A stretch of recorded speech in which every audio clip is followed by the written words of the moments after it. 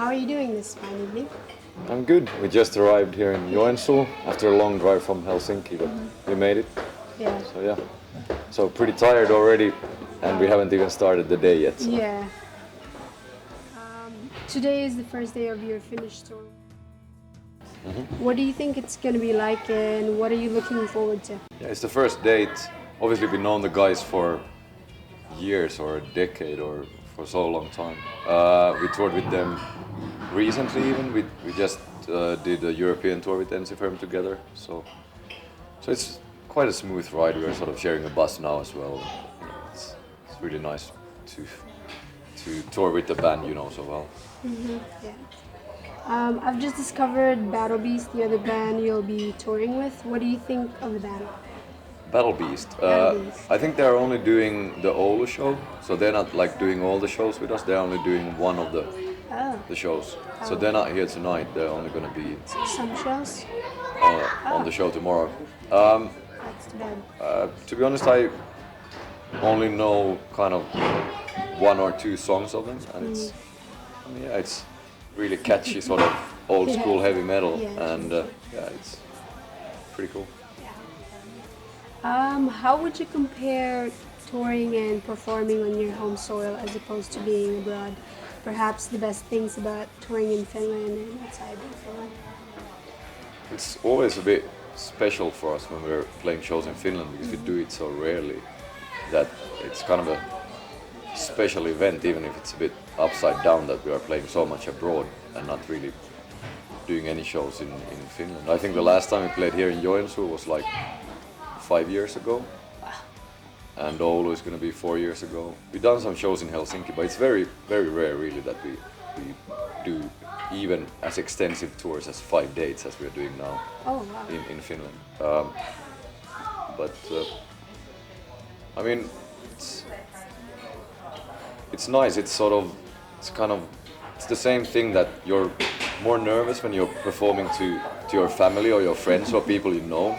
So here it kind of feels the same, even if you don't know the people personally, but just playing in Finland feels a bit the same. So it's kind of exciting in a different way to be on your home soil playing shows. So we're obviously very interested about your new album. It sounds different. I reviewed it on our website and I liked it personally. But of course there are those who crave for another Ranjan Way or battle metal kind of album. What are your general thoughts on listeners who want you to release albums similar to the older ones? I mean, all bands are different and they do as they sort of like. And I think the most important part is I think bands should do what they feel like and not do what they're sort of expected to do or something. So for some bands it works perfectly well that they find one thing and then they stick to it. And I think for us it's more that we tend to sort of evolve album by album and try out new things and stuff like that. And for us that's just the way we would get very sort of bored somehow just repeating a formula that we already made up like 10 years ago. So it keeps it exciting and fresh for ourselves, and in that way it's the only way. It's kind of the music remains somehow sort of pure in the way that we are actually interested in what we do, and we're not just doing it as a sort of to maintain a day job basically. Yes, I guess it works for you and something else works for other bands. Definitely for everybody. Could you maybe explain the lyrics, what the lyrics generally touch on Turisas 2013? Well, it's kind of different than the previous couple of albums because Stand Up and Fight and The Ranjan Way were kind of very strong historical concept albums, and they were also like every song on the album was kind of connected in a storyline, so they're connected with each other. And on this album we kind of wanted to just free ourselves from that. A concept can be a huge inspiration, but it can also be a bit of a burden in a way. So it felt kind of refreshing to just write songs and not care too much about how if there's a common story through the album or something. So every song on the album is individual basically, and I guess the themes are kind of more contemporary and topical in that way. I think it's always been part of our music, but it's always been kind of masqueraded in this sort of historical side of things. So I think the kind of more contemporary things that are not sort of tied to a historical story or something like this are maybe more upfront now, but it's not something that has completely changed. It's always been there, but it's just a change in the balance. How's it like performing these new songs live? They seem to fit well with the live shows like this.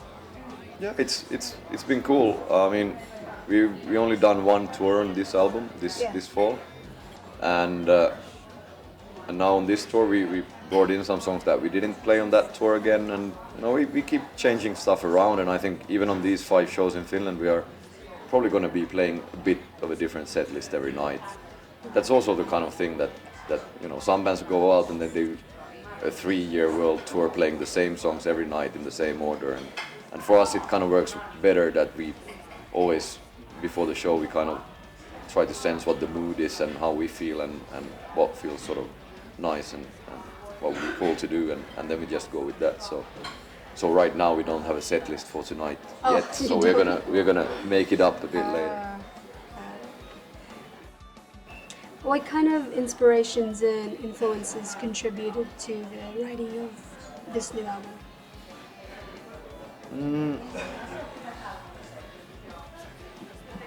Well, I think musically, I guess there's some new elements, like, I don't know, some more kind of old school prog elements maybe on the album, or kind of prog rock elements.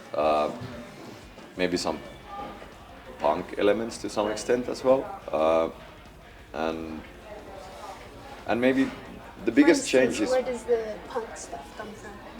What band specifically, if you have anything? I'm not a fan at all of bands like that type of sort of Green Day, that type of sort of soft punk. So I'm more into the kind of Swedish D-beat stuff like Driller Killer, or well, they're not Swedish, I guess, but those kinds of bands, Dysphere, and kind of more hardcore and crust. Obviously, when we take it on, it's not going to be as hardcore anymore, but it's just subtle things.